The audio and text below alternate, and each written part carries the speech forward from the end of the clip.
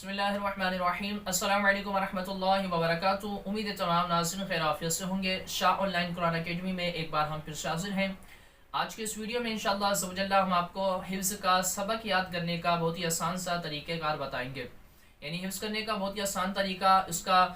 سبق کو یاد کرنے کا بہت ہی آسان طریقہ کہ آپ کا ٹائم بھی زیادہ نہیں لگے گا انشاءاللہ عز و جل۔ آپ جو یاد کریں گے وہ آپ کو یاد بھی رہے گا اور بآسانی انشاءاللہ عز و جل آپ اس کو پختہ رکھنے میں کامیاب رہیں گے۔ یعنی بعض اوقات ایسا ہوتا ہے کہ جو حفظ قرآن کرنے والے ہوتے ہیں وہ سبق تو اپنا یاد کر لیتے ہیں لیکن اس کو پختہ نہیں رکھ پاتے، اس کو مضبوط نہیں رکھ پاتے، ان کے ذہن سے نکل جاتا، اگلا پڑھتے جاتے، پچھلا بھولتے جاتے۔ تو آج کی اس ویڈیو کو آپ مکمل دیکھ لیں گے تو انشاءاللہ عز و جل آپ کی یہ شکایت بالکل ختم ہو جائے گی۔ تو انشاءاللہ آپ اگلا بھی یاد کریں گے اور پچھلا بھی آپ کو یاد رہے گا۔ تو بغیر اسکپ کے مکمل ویڈیو کو دیکھیں، انشاءاللہ اس سے آپ کو کافی فائدہ ہوگا۔ چینل پر نئے تو اس کو لازمی سبسکرائب کر بیل آئیکن پر کلک کر دیں، انشاءاللہ آپ تک اس طرح کی انفارمیٹیو ویڈیوز پہنچتی رہے گی۔ تو سب سے پہلی بات ہے کہ ہمیں یاد کرنا ہے، کیونکہ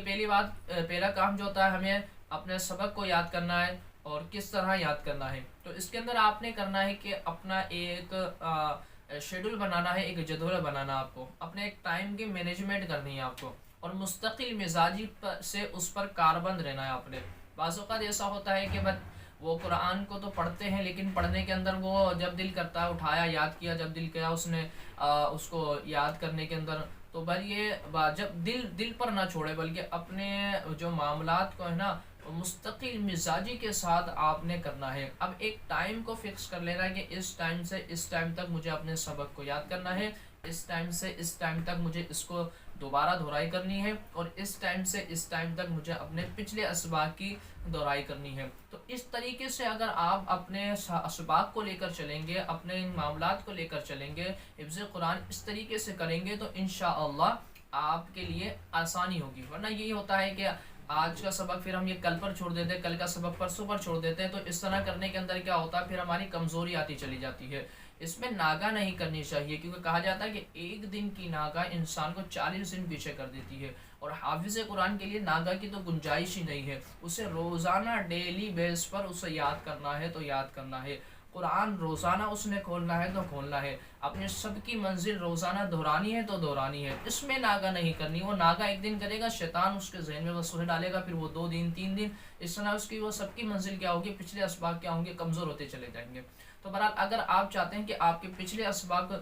کمزور نہ ہو اور آپ سبق بھی بآسانی یاد کر سکیں، تو اس میں آپ نے کرنا ہے کیا ہے کہ آپ نے جو ٹائم فکس کرنا ہے اپنا مغرب کے بعد سے لے کر تقریباً عشاء تک، یعنی مغرب کے بعد جو بیسٹ ٹائم ہے یاد کرنے کا، تقریباً 1 پون گھنٹہ ہوتا ہے، اس کے اندر اپنے سبق کو یاد کریں جو آپ نے اگلا سبق سنانا ہے۔ اور دوسرا یہ ہے کہ نماز فجر سے پہلے کوشش کریں اٹھنے کی، یعنی جو تہجد کا وقت ہوتا ہے یہ بھی بیسٹ وقت ہوتا ہے یاد کرنے کا، اس میں یاد کر لیا جائے، اور نماز فجر کے بعد بھی یہ بیسٹ ٹائم ہوتا ہے،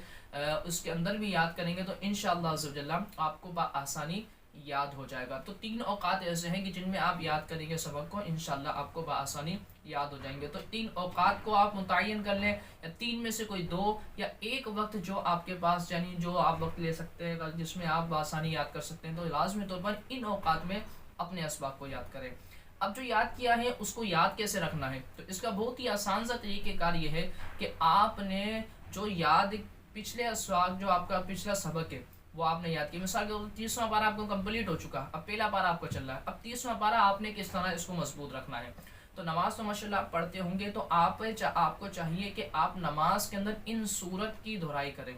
آپ روزانہ